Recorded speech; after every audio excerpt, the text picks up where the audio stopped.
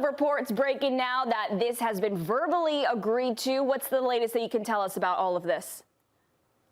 Yeah, so on social media, very well known, very well connected social media footballing influencer, let's call him that, who is very well connected, as we said the three magic words, here we go, José Mourinho to Real Madrid. He said that there's a verbal agreement in place and that José Mourinho will travel to Madrid after the Real Madrid against Athletic Bilbao game this weekend.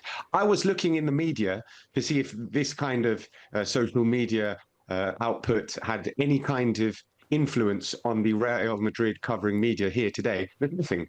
They already knew that Real Madrid were going to get José Mourinho. It's kind of like a done deal. There's a story this morning in one of the papers here saying Mourinho needs a leader in the dressing room. There's another paper and there's another story in another paper saying Endrick's future. It all depends on what Mourinho wants from him. Like, they have taken it as a given, even before this was announced on social media, the hashtag here we go. Everybody kind of knew this was going to happen. Anyway, what we have now is a bit more of a clear timeline. If he travels to the Spanish capital after the final game of the season this weekend, we could potentially be talking about a presentation next week. There is also an incentive for Real Madrid to get it done quickly, because I think the cut-off point, it might be the 26th of May. If that deal gets done, they have to pay Benfica considerably less. If they do it after that, they have to pay them more. So yeah, that's the latest in terms of Mourinho coming to Real Madrid. There is a little, just a small potential spanner in the works. And of course, Florentino Pérez announced elections last week, and we're still waiting to see if anybody's going to come up against him, something that hasn't happened for 20 years. But there have been suggestions that a well-placed, well-connected, young, rich Madridista businessman, Enrique Riquelme, is seriously considering running against Florentino Pérez, and he could announce his candidacy very, very shortly. If he does that, how does that affect the fact that Florentino Pérez is trying to bring in a new manager, the dealings with the contracts and everything like that as well? So there is a potential small spanner in the works, but yeah, José Mourinho to Real Madrid looks like it's happening. Phil, talking about this managerial change and the way that Florentino Pérez, is this a power move by him after the failed Xabi Alonso move? Because these two managers are very, very different and at different stages of their careers. Yeah, it's in his playbook to sort of go back. You know, he went back to Carlo Ancelotti for a second time. He went back to Zinedine Zidane for a second time as well. He's going back to José Mourinho.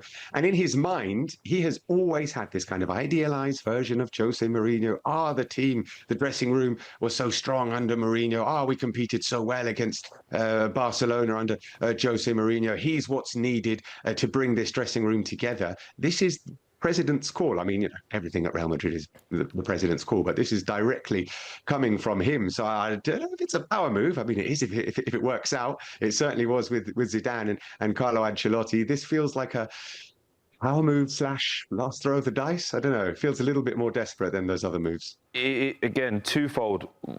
This isn't the Mourinho of before. I think that's very fair to say. Just that the volume of work now we've seen, he's not been able to garner the same attention, get the same respect from the players, and also have the same winning output that he used to have. Mm-hmm. But the other side to it is when we sat here, me, you and Nigel, doing the reaction to Perez's interview, it was a war cry, us against the world. And there is no better manager in world football, I would argue in the history of world football, that will go, he can fly that flag, he can go, right, us against the world, they all hate us, that's José Mourinho.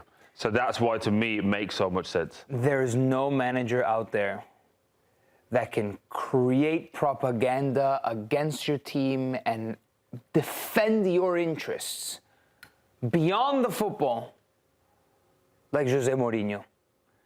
And on top of that, it feels like he's also the only one that can walk into that dressing room and rip these guys a new one. Maybe they need it. A dressing room full of egos that have too much power. In Madrid, the dressing room is always going to have a lot of power. We already knew that. But it's spilled overboard this time. A lot of diva behavior. These players need to win. They've gone 2 years trophyless. We'll see if Mourinho's old school tactics, if we can call them old school, sits well with this team. But Xabi Alonso tried to walk in there, couldn't do it. Arbeloa walked in there, couldn't do it. There needs to be a sudden shift of attitudes and perhaps of power within the dressing room. So my thing is, all of this makes sense. Yes, Jose Mourinho, everything he's done. He hasn't done this in recent history. These players... Ancelotti was at Everton before he took the Madrid job again. Hey, fair enough. But these players revolted on Xabi Alonso, revolted even worse on Arbeloa. Vini was upset under Xabi and then happy under Arbeloa, and then he was upset again. Everything that's going on with the Kylian Mbappé. Mbappé was flip-flopped. He was happy under Xabi, unhappy under Arbeloa. And all of this comes back. If Jose Mourinho isn't doing things that impresses the team on the training ground in how he's setting things up, I think that there's going to be an open revolution again. While I agree that he might get more leeway than Xabi Alonso has done more in the last 5 years than Jose Mourinho has. Jose Mourinho finished third with Benfica this year. He didn't lose a game. Yes, he finished third. Will that defensive style go well with Bellingham and Mbappe and Vini? Because I don't think it will. And these players, it's difficult to manage these egos, even with Jose Mourinho. And I don't think it's just a given that he's going to have the complete buy-in. Maybe more players leave. Maybe the structure is going to be better from Pérez to Mourinho that helps solidify this. But Troy, I don't think it's a given. Pérez has put a massive line in the sand. This is what we're doing. They hate us. The media hate us. The refs hate, So now there's an alignment. So who do I need that's going to say those messages and get that out? Jose Mourinho. Now there's an alignment there. So when the players, like I said it with Chelsea, when the players can go different avenues and do what they want, that's all gone. So yes, Vinicius Jr. might be frustrated. He's also only got a year left, so that he may not even be there. The other part to it is, I wonder if Mourinho, I know Jose a little bit, what does he do with Mbappe? Because if it was me personally, I would say, hey, your numbers are fantastic, they're great. How are PSG getting on? And I'd just show him that video where Luis Enrique was trying to say to him, hey, the team could be better if you did this. So, what do you think? Do you think he was right or do you think you were right? And if he said, no, I was right. Oh, no problem. You're going to win us the Champions League this year? And I put all the pressure back on him. There has to be a way now in which you get Mbappe to buy into who he thinks he is, which is a superstar and all of these things. Okay, well then you have to score 80 goals this season. You have to run more because this crowd is not buying into you. So there's a lot of things that now at play, and I think when you're talking about Mourinho, the tactics kind of go out the window with Real Madrid. It's more, how do you get into each individual psyche? I agree. At that level of football, supreme talent from your goalkeeper all the way to your striker, it is about managing the psychological motivation of every player. How do you make world-class players come together to be the best team in the world, right? And how do you have that command in the dressing room? I do think there's a subplot here that not a lot of people are talking about, and it's the Vini relationship with Mo. How that can play out, especially considering what happened after the Prestiani case. Yeah. That incident in where Mourinho vehemently defended Prestiani against Vinicius, right, to the detriment of what Vinicius suffered. And the fallout of that, how will Vini and Mo get on? Will Vini and Mo get on?